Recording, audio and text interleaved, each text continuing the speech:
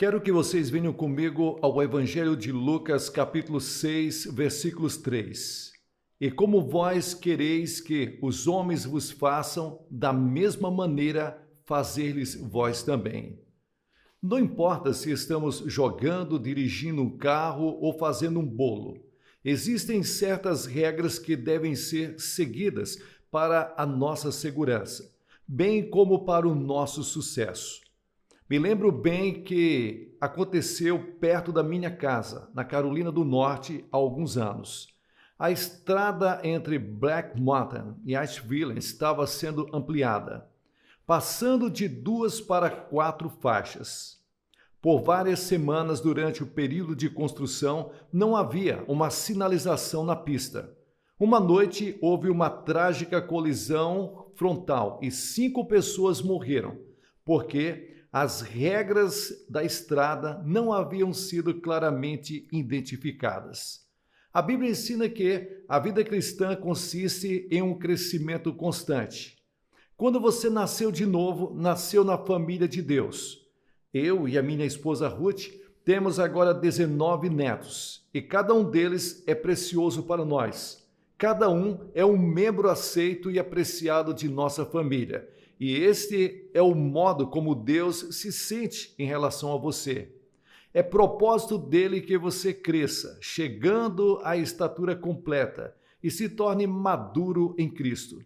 Seria contra a lei e a natureza de Deus que continuássemos a ser bebês e assim tornarmos-nos menos desenvolvidos espiritualmente. Em 2 Pedro 3, versículos 18, a Bíblia diz que devemos crescer. Isso implica um desenvolvimento forte, sadio e bem equilibrado, a constante ampliação dos nossos conhecimentos e o crescimento de nossa sabedoria. Para que alguém cresça adequadamente, certas regras devem ser observadas para que haja uma boa saúde espiritual. Em primeiro lugar, você deve ler a Bíblia diariamente. Este é um dos seus maiores privilégios. A sua vida espiritual precisa de alimento. De que tipo de alimento? Do alimento espiritual. Onde você encontra esse alimento espiritual? Na Bíblia, a palavra de Deus. A Bíblia revela Cristo, que é o pão da vida para a sua alma faminta e água da vida para o seu coração sedento. Se você deixar de participar da alimentação espiritual diária, morrerá de fome e perderá a sua vitalidade espiritual. A Bíblia diz: desejai afetuosamente como meninos novamente nascidos o leite racional da palavra, não falsificado, para que, por ele, vades crescendo. 1 Pedro capítulo 2 e o versículo 2. Leia, estude, memorize e medite na palavra de Deus. 95% das dificuldades que você experimentará como um cristão podem ser atribuídas à falta de estudo e leitura da Bíblia.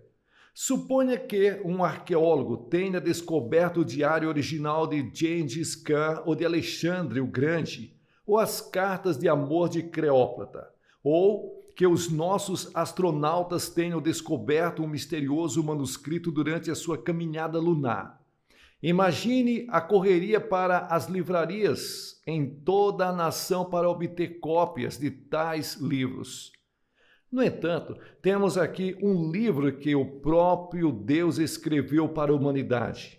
E pensar que esta obra é ignorada ou atacada por muitos dos chamados povos civilizados. As pessoas, em algumas partes do nosso mundo, não têm a liberdade que temos de ler a Bíblia e estudá-la juntamente com os nossos irmãos cristãos. Na maior parte do mundo, de fato, há uma verdadeira fome da palavra de Deus. Me lembro da história de um músico chinês relatada na revista Povo da República da China. Ele se converteu e foi fortalecido espiritualmente por meio da leitura das páginas individuais das Escrituras, obtidas de uma Bíblia cujas páginas foram destacadas e entregues a ele por um amigo desconhecido. Existem outras histórias de prisioneiros que sobreviveram a um período de 20 a 30 anos de trabalhos forçados e às vezes de terríveis torturas. E saíram a mente intacta, totalmente desprovida de amargura com relação aos seus captores. Mas uma história de poder da Bíblia vem de um hospício nos Estados Unidos. Um jovem, preso no hospital, escreveu à nossa organização solicitando uma cópia da Bíblia. Sua recuperação e subsequente reabilitação completa tiveram início ao receber a palavra de Deus e ler as suas páginas. Hoje, ele é casado e autossuficiente. Não se contente em folhear um capítulo apenas para satisfazer a sua consciência. Esconda a palavra de Deus em seu coração. Uma pequena porção bem digerida é de maior valor espiritual para a sua alma do que uma porção longa, lida de forma superficial e rápida. Não desanime se não puder entender tudo. Alguns se desculpam dizendo: é muito difícil de entender. Qualquer livro é difícil de entender se você não o ler. Leia trechos simples da Bíblia primeiro. Você não alimenta um bebê com um bife no primeiro dia, você oferece leite a ele. Sugiro que comece lendo o Evangelho de João. Enquanto ler, o Espírito Santo esclarecerá as passagens para você. Ele iluminará as palavras difíceis e fará com que os significados obscuros se tornem claros. Mesmo se você não se lembrar de tudo que ler ou não entender tudo, continue lendo. A prática da leitura em si terá um efeito purificador sobre a sua mente e o seu coração. Não deixe que nada tome o lugar desse exercício diário. As passagens memorizadas das Escrituras podem vir à sua mente quando você não tiver a Bíblia consigo, nas noites em que estiver sem sono, ao dirigir um carro, ao viajar, quando tiver que tomar uma decisão importante instantaneamente. Ela conforta, guia, corrige e encoraja. Tudo o que precisamos está nela. Memorize o quanto você puder. Em segundo lugar, aprenda o segredo da oração. No início, você pode apenas balbuciar as suas orações. Você pode ser desajeitado e desarticulado, mas o Espírito Santo que habita em você irá ajudá-lo e ensiná-lo. Toda oração que fizer será respondida. Às vezes, a resposta pode ser sim e outras não. E algumas Deus vai trazer para você no tempo certo. Orar é comunicar. A primeira resposta de um bebê é dirigida aos seus pais. Ele não está pedindo nada. Ele simplesmente está sorrindo de volta quando seus pais sorriem. Balbuciam quando falam com ele. Que emoção a sua primeira resposta traz para toda a família. Da mesma forma, você pode imaginar a alegria que a nossa primeira resposta traz a Deus? As suas petições devem ser sempre condicionadas por seja feita a tua vontade. Deleita-te também no Senhor, e Ele te concederá o que deseja o teu coração. Salmos 37 e o versículo 4. Mas note que se deleitar nele precede a realização dos nossos desejos. Essa atitude vai direcionar os nossos desejos, por isso Deus pode responder às nossas petições. Lembre-se de que você pode orar a qualquer hora, em qualquer lugar, lavando a louça, trabalhando no escritório, na oficina, no campo de atletismo e até mesmo em uma prisão. Você pode orar e ter a certeza de que Deus está ouvindo. Temos um amigo no corredor da morte que ora por nós todos os dias. Entre 4 e 6 horas da manhã, ele está lá orando. Quantas vezes esse fato nos tem incentivado e confortado? Tenho um método sistemático de oração. A oração combinada com o estudo da Bíblia contribui para uma vida cristã saudável. A Bíblia diz: orai sem cessar. Se você tem separado períodos especiais para a oração durante o dia, a sua vida estará impregnada com oração entre esses períodos. Não é suficiente sair da cama pela manhã, dobrar os joelhos e repetir algumas frases. Deve haver períodos declarados nos quais você se separa do mundo e entra em contato com Deus. Para uma pessoa que tem uma vida sobrecarregada, isso pode parecer impossível, mas é aqui que a oração sem cessar entra em cena. Oramos enquanto trabalhamos. Como já dissemos, podemos orar em toda parte e a qualquer hora. O diabo vai lutar a cada passo do caminho. Ele fará com que o bebê chore, o telefone toque, alguém bata a porta. Haverá muitas interrupções, mas você deve se manter firme. Não desanime. Logo você descobrirá que esses períodos de oração são o maior prazer da sua vida. Você vai esperar por eles com mais expectativa do que por qualquer coisa. Sem oração diária e sistemática, a sua vida parecerá estéril, desanimadora e infrutífera. Sem a oração constante, você nunca poderá conhecer a paz que Deus quer lhes dar. Em terceiro lugar, confie constantemente no Espírito Santo. Lembre-se de que Cristo habita em você por intermédio do Espírito Santo. Seu corpo é agora a morada da terceira pessoa da Trindade. Peça que ele entre e faça tudo. Peça-lhes para assumir a sua vida. Diga-lhes quão fraco, indefeso, instável e não confiável você é. Observe e deixe que ele assuma todas as escolhas e decisões de sua vida. Sabemos que o Espírito Santo intercede por nós. E que conforto isso deve ser para o mais fraco de nós. É impossível que você mantenha a sua vida cristã impecável, mas ele pode cuidar de você. Se você estiver lutando, se debatendo e batalhando, será difícil para ele cuidar dos seus problemas. Apenas relaxe e descanse no Senhor. Deixe que todas as tensões e complexos interiores vão embora. Confie nele completamente. Não se preocupe nem se aflija com decisões importantes. Deixe que ele cuide delas para você. Não se preocupe com o amanhã. É ele quem vai prover todas as coisas. Ele é o Deus do amanhã. Ele vê o fim desde o começo. Não se preocupe com as necessidades da vida. Ele está com você para supri-las.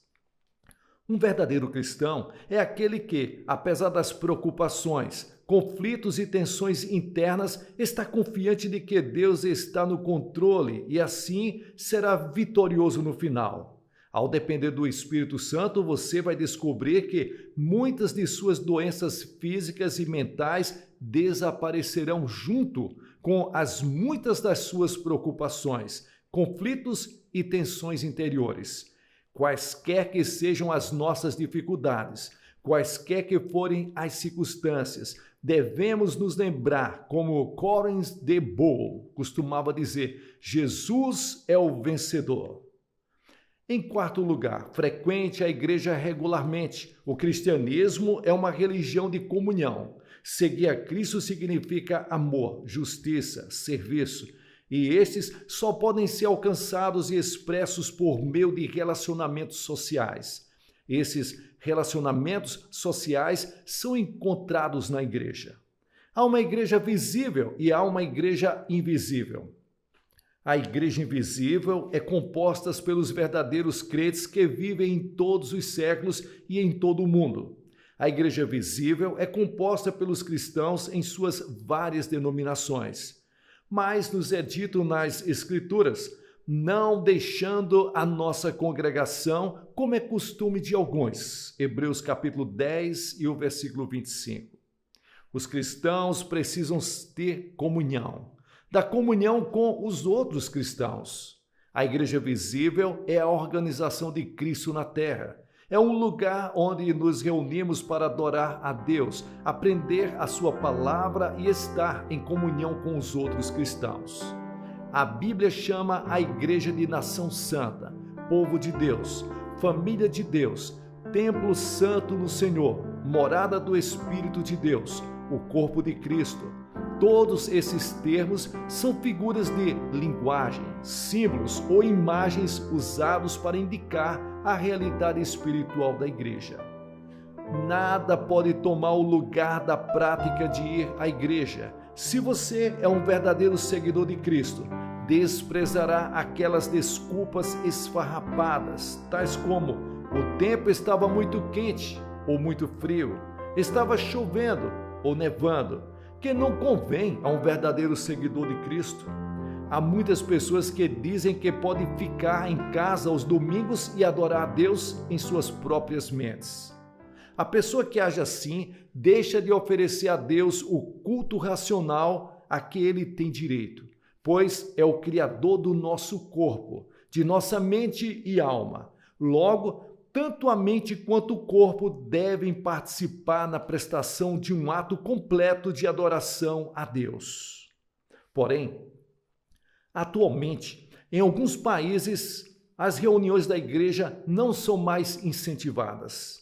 Durante anos, as pessoas foram forçadas a se reunir particularmente em casas, talvez apenas com a participação de uma única família ou de alguns amigos cristãos. Na República Popular da China, o governo reabriu algumas das antigas igrejas. Os edifícios cheios provam que aquilo que eu disse acima é verdade. Os cristãos precisam uns dos outros. Precisamos nos reunir para adorar a Deus, e nada pode tomar o lugar da frequência à igreja.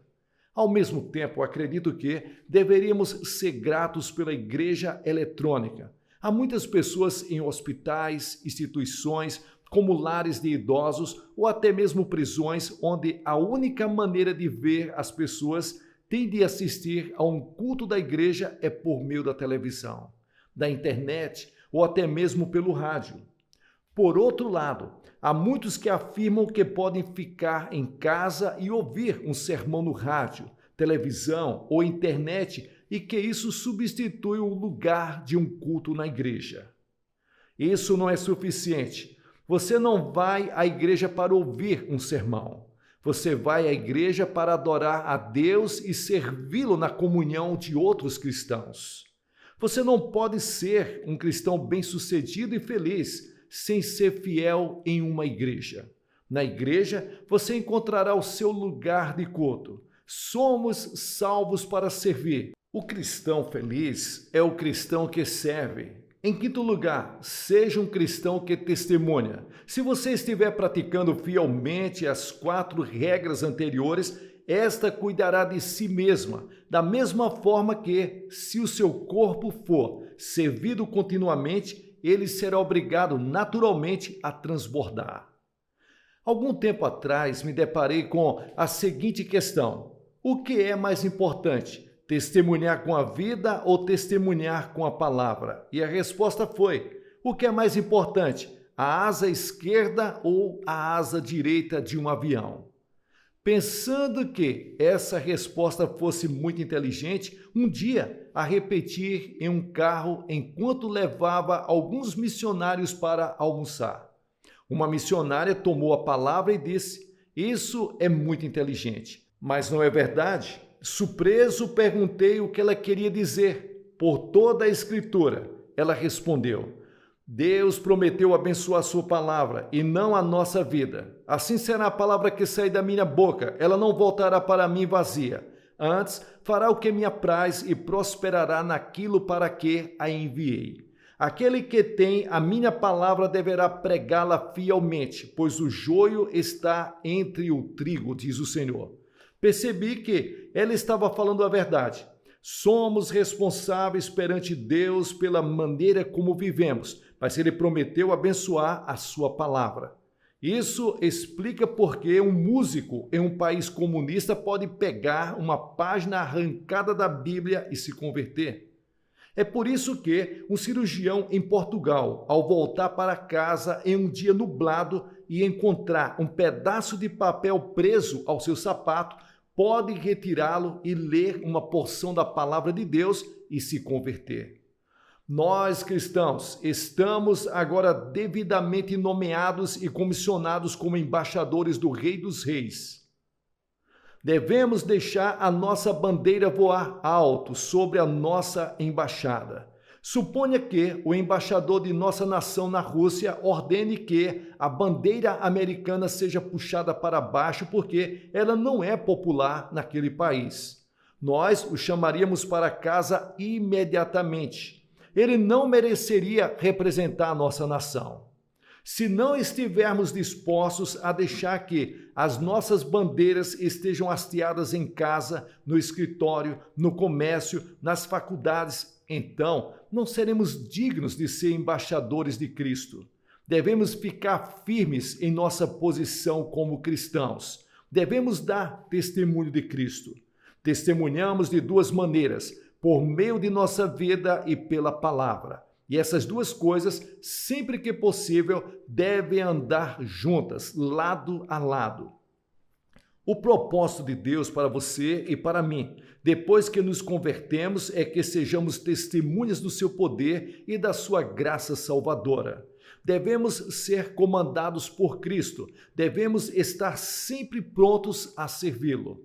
Cristo disse: qualquer que me confessar diante dos homens, eu o confessarei diante de meu Pai que está nos céus. Mateus capítulo 10 e o versículos 32. Atos capítulo 28, versículos 23, apresenta uma cena emocionante. Paulo, preso em Roma, procurava persuadir os homens a respeito de Jesus de manhã até à noite. Em relação a quantos de nós pode ser dito todos os dias: eis que o semeador saiu a semear. Pouca originalidade é permitida a um garoto mensageiro da West Union. A sua única obrigação é levar a mensagem que ele recebe do escritório até o seu destinatário. Ele pode não gostar de levar essa mensagem. Ela pode conter uma má notícia ou uma notícia angustiante para o receptor. Ele não pode parar no caminho, abrir o envelope e mudar o texto do telegrama. Seu dever é levar a mensagem. Nós cristãos temos a palavra de Deus. O nosso grande comandante disse: vá e leve esta mensagem ao mundo agonizante. Alguns estão negligenciando essa ordem. Alguns estão rasgando a mensagem e substituindo-a por conta própria. Alguns estão omitindo uma parte dela. Alguns estão dizendo ao povo que o Senhor não quer dizer o que ele diz. Outros estão dizendo que ele, na verdade, não escreveu a mensagem, mas que ela foi escrita por homens comuns que estão enganados sobre o significado dela. Lembremos que, séculos antes, o apóstolo Paulo exortou os cristãos a ensinarem somente a palavra. Lembre-se de que estamos semeando. Algumas sementes podem cair em terras inférteis e outras entre espinhos, mas o nosso dever é continuar semeando. Não devemos parar de semear pelo fato de alguns dos solos parecerem poucos promissores. Estamos segurando uma luz. Temos que deixá-la brilhar. Embora possa parecer apenas uma vela brilhando em um mundo de escuridão, é nosso dever deixá-la brilhar. Estamos tocando uma trombeta, no alarido e no barulho da batalha. O som de nossa trombeta pode parecer perdido, mas temos que continuar a soar o alarme para aqueles que estão em perigo. Estamos acendendo uma fogueira. Neste mundo frio, cheio de ódio e egoísmo, nosso pequeno fogo pode parecer inútil, mas devemos mantê-lo ardendo. Estamos batendo com um martelo. Os golpes podem parecer abalar somente nossas mãos, mas devemos continuar a martelar. Emil Carmichael, da Índia, certa vez perguntou a um cortador de pedras que golpe quebra uma pedra. O primeiro e o último, ele respondeu, e cada um que for dado entre esses dois. Temos um pão para o mundo faminto. As pessoas podem parecer estar tão ocupadas com outras coisas que não aceitam o pão da vida, mas temos que continuar a distribuí-lo, oferecendo a alma dos homens. Temos água para as pessoas sedentas, devemos permanecer firmes, clamando: ó vós todos os que tendes sede, vinde às águas. Às vezes, as pessoas poderão não vir até nós e então devemos levar essa água a elas. Devemos perseverar. Nunca devemos desistir. continue usando a palavra. Jesus disse que grande parte da nossa semente encontrará um solo fértil e dará frutos. Devemos ser testemunhas fiéis. A experiência mais emocionante conhecida pelo homem é ganhar uma pessoa para Jesus Cristo. Tenho tido o privilégio de conduzir pessoas ao conhecimento de Cristo como Salvador. Nunca deixo de me emocionar ao saber de alguém que ouviu, aceitou a Cristo e foi transformado por sua graça. Isso vale mais do que todo o dinheiro de todo mundo. Não existe felicidade, experiência, nem aventura romântica comparável à emoção de ganhar uma pessoa para Cristo. A Bíblia diz: o fruto do justo é árvore de vida, e o que ganha almas sábio é. Provérbios 11 e o versículo 30. Os entendidos, pois, resplandecerão como o resplendor do firmamento, e os que a muitos ensinam a justiça refugirão como as estrelas sempre e eternamente. Daniel capítulo 12 e o versículo 3. Vós sois o sal da terra. Mateus capítulo 5, versículos 13. O sal causa sede. A sua vida causa aos outros a sede da água da vida. E em sexto lugar, deixe o amor ser o princípio dominante de sua vida. Seja governado pelo amor. Jesus disse que os que o seguiam, nisto todos conhecerão que sois meus discípulos, se vos amardes uns aos outros.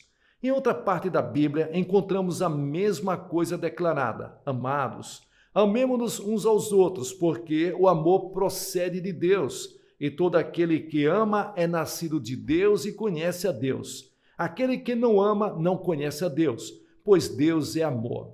Nisso se manifestou o amor de Deus em nós, em haver Deus enviado o seu Filho unigênito ao mundo, para vivermos por meio dele.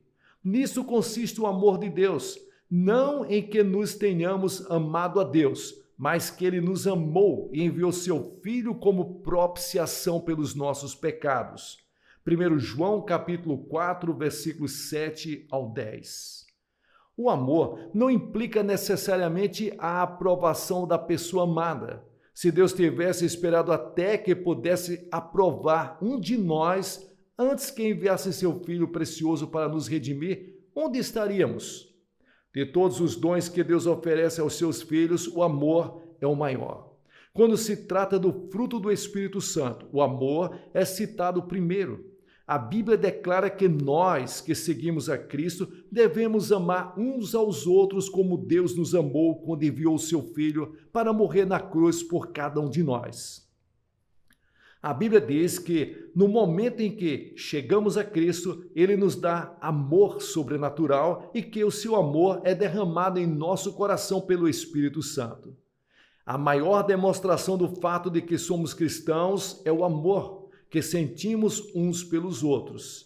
Se aprendermos o segredo de Deus no início da nossa experiência cristã, teremos andado um longo caminho em direção a uma vida cristã madura e feliz. Em sétimo lugar, seja um cristão obediente. Deixe Cristo ocupar o primeiro lugar em todas as escolhas de sua vida. Faça-o Senhor e Mestre. Em oitavo lugar, aprenda a enfrentar a tentação. Como já aprendemos, a tentação é natural. A tentação não é pecado. Ceder a ela é pecado. Deus nunca traz a tentação até nós. Ele a permite para nos testar. Ela é obra do diabo. Reconheça-a como tal. Uma forma de enfrentar a tentação é citar um versículo da Escritura para o tentador. Ele sempre correrá, pois não pode suportar a palavra de Deus. Quando Jesus foi tentado no deserto, o único recurso que teve foi a palavra de Deus. Ele disse 3 vezes, está escrito: diga ao diabo, assim diz o Senhor, e ele fugirá. Ao mesmo tempo, deixe que Cristo lute por você por intermédio do Espírito Santo. Seja como a garota que disse: toda vez que ouço o diabo bater a porta, eu envio Jesus à porta. Todos nós sofremos tentações, mas algumas pessoas se entretem com as investidas do inimigo. Elas parecem gostar de ser tentadas. Persiga um rato com uma vassoura e você notará que ele não encara a vassoura. Ele estará procurando um buraco para fugir. Tire os olhos da tentação e coloque-os em Jesus Cristo. Certa vez, perguntei a um oficial do exército o que ele preferia ter em um campo de batalha. Coragem ou obediência? Ele respondeu imediatamente, obediência. Deus prefere ter a sua obediência a qualquer outra coisa. Para ser obediente, é preciso conhecer os mandamentos dele. Esta é outra razão para a necessidade de estudar e ler a Bíblia. A Bíblia é a bússola e o livro de regras. Obedeça ao que Deus diz a você. Em nono lugar, seja um cristão sadio. Disse que alguns cristãos pensam tanto no céu que não são bons na terra. Certamente a Bíblia ensina a separação do pecado, mas a Bíblia não diz em lugar nenhum que devemos ser artificiais. Devemos ser radiantes, devemos ser distintos, corteses, limpos de corpo, puros de mente, equilibrados e benevolentes. Flertes tolos, fofocas, conversas duvidosas e divertimentos inadequados devem ser evitados como cascavéis. Devemos ter boa aparência, ser limpos, agradáveis e, até onde for possível, ter estilo, com bom gosto. Os extremos devem ser evitados. Nossa vida e aparência devem recomendar o Evangelho e torná-lo interessante para os outros. Como o falecido Dr. Bohausen disse uma vez, os homens talvez não leiam o Evangelho encadernado em livros, mas não podem fugir do Evangelho em sapatos de couro. E 10º, viva acima das circunstâncias. Deus fez você como você é. Ele o colocou onde você está. Então você pode servir e glorificá-lo melhor, exatamente como é e onde está. Algumas pessoas estão sempre à procura do outro lado da cerca, porque pensam que lá a grama é mais verde. Passam tanto tempo desejando que as coisas fossem diferentes e pensando em álibis para os que não são, que ignoram todas as vantagens e oportunidades que lhes surgem exatamente onde estão. Seja como o apóstolo Paulo, que disse: mas em nada tenho a minha vida por preciosa, contanto que cumpra com alegria a minha carreira e o ministério que recebi do Senhor Jesus. Atos capítulo 20, versículo 24. Paulo disse que havia aprendido como estar abatido e também como ter abundância. Ele tinha aprendido a ser um cristão em cada momento de sua vida, mesmo na prisão. Não deixe as circunstâncias abaterem você. Aprenda a viver graciosamente em meio a cada uma delas, percebendo que o próprio Senhor está com você. Esses princípios e sugestões podem parecer simples, mas guarde-os, pois funcionam. Eu os observei serem testados na vida de milhares de pessoas. Eu os testei em minha própria vida. Adequada e fielmente eles darão paz à alma, felicidade, paz de espírito, alegria, e você terá aprendido o segredo de viver a vida com satisfação. Que Deus abençoe a todos vocês. Pessoal, aqui é o pastor Gilson Soares, fazendo aqui as locuções das mensagens do reverendo Billy Graham. Que Deus abençoe você que chegou até o final. Dê um like para abençoar esse vídeo, veja se você já está inscrito e considere abençoar este canal e a obra missionária na cidade de Guarabira, Paraíba, com qualquer valor que Deus colocar no seu coração, para que possamos fazer mais e melhor. Fique com Deus. Sucesso na sua caminhada.